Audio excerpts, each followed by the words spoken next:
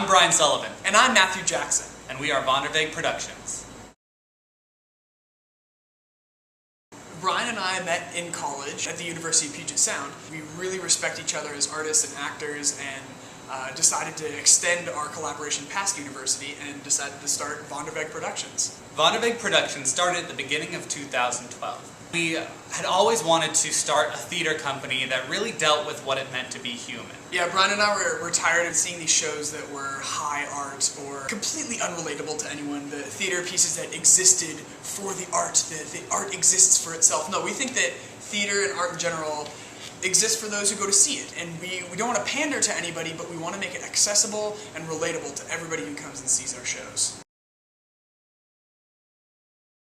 The Celtic Cross is a two-man show written by my friend Matthew Jackson, and we both act in it as well. I played Jacob. And I played Thomas. And Jacob is a Protestant loyalist. And Thomas is a Catholic nationalist. The Celtic Cross is Wanderweg Productions' first project, and it follows the story of two men who grew up in Belfast, Northern Ireland in the early 1990s. And it's set in the Troubles, which is the 30-year period between the 60s and 90s when Northern Ireland was torn apart in a civil war. These two men become friends when they're young, before they're indoctrinated with the beliefs of each side. So as they grow older and they learn more and more about the conflict, they have to choose whether they want to go along with their beliefs or if their friendship is more powerful than that.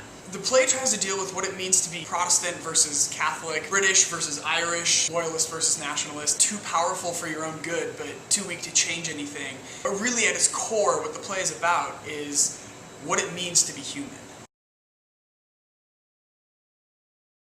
I came up with the idea for the Celtic Cross when I was studying in Dublin, Ireland, and I took a trip up to Belfast to see the city. I'd never been there before, and I was fascinated by the history in this city, and that I was completely ignorant to the fact that there had essentially been a civil war going on for 30 years that we knew nothing about. And I remember standing in this garden on the Catholic side of the wall and thinking to myself, these people's stories haven't been told in my generation or my part of the world, and so kind of as a project to teach myself, to make myself research, and hopefully teach others, I decided to write a play about it. I'd never written a play in my life, but I didn't really know what else to do. So I got back to Dublin, and I emailed my friend Brian and asked him, hey, do you want to do a two-man show with me when we get back to UPS? And I said yes. I went to Dublin a short while after Matthew here, and I took various trips to Northern Ireland, and we did one very important trip together there for research. And while we were there, we had some incredible experiences. One night, we were walking on the Catholic side, right near the Peace Wall. There were a bunch of kids playing in the street at 11 o'clock at night, as you're wont to do, and we went up and we started talking to them. And I asked one of the kids there, he's maybe 9, 10, 11 years old, what's on the other side of the wall?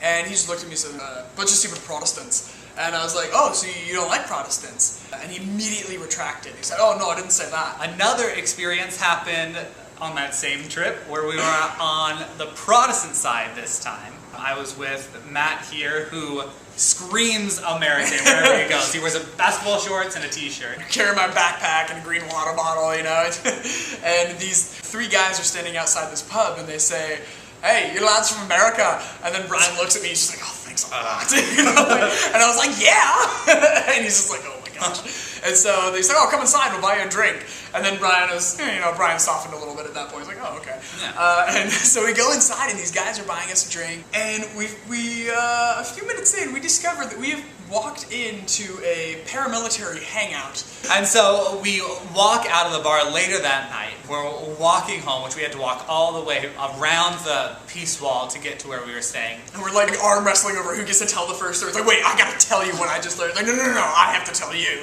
And as we were talking to each other, we were thinking about how we can work this experience and the things we heard into the Celtic Cross. I'd say like 85% of what we heard that night has like made its way somehow into the play. The Celtic Cross tour will start in Seattle with a 3-week run at the beginning of August 2012. We'll then make our way to the Victoria Fringe Festival in British Columbia at the end of August, and then make our way down south along the western states. We'll go east into Arizona, then up north into Colorado and Montana, and then make our way back to Seattle. And wherever we go, we don't want to hit just the big cities. We want to be in small towns, in small venues and large venues, at universities, because we want to meet as many people as we can, both theater professionals and people from all these different places, and talk to them about our play, about our process, and about Northern Ireland. And Bryan and I are people first and artists second, and wherever we go, we want to start a conversation. We want to promote discussion around our play because we believe the Celtic Cross applies to us in 21st century United States. It is echoed across the globe. In Serbia, in South Africa, in the Middle East. They're all about two sides who have some sort of difference that seems insurmountable. It's about two men who are on opposite sides of the conflict, who become friends despite the odds. And while they represent something that is much greater than themselves, they represent their own side of the conflict, they represent something even more than that, the humanity behind the conflict. And sticking with Wanderweg Productions' goal to connect with the human condition, we think the Celtic Cross is a great first production for us to be working on. After our tour of the Celtic Cross, Wanderweg Productions has a lot of different ideas of what we could do next. And here are just a few. I want to do a one-man show directed by Bryan. I want to direct a one-man show acted in by Matt. I'm working on a couple screenplays. I would love to do film. We want to do film. Film. A film. Film. Do a couple one-act plays. We want to do a monologue piece. We want to do a play about relationships. More Irish plays. The Scottish play. Some Samuel Shepherd. Another two-man show. I want to do a play where there's no stage combat, it's all real combat. I want to train really hard for that next project. Puppetry. I want to write a play about... fill in the blank. That means you get to decide. A kids show. A kids show. A kids show. An adaptation of a novel. I want to write songs with Bryan. I want to do stand-up comedy. I think I might want to play in Australia. Maybe. We want to tour again. Maybe we'll find our own space. Become a non-profit. Hire a Booking agent. development director, Marketing director. managing director, grant writer, accountant.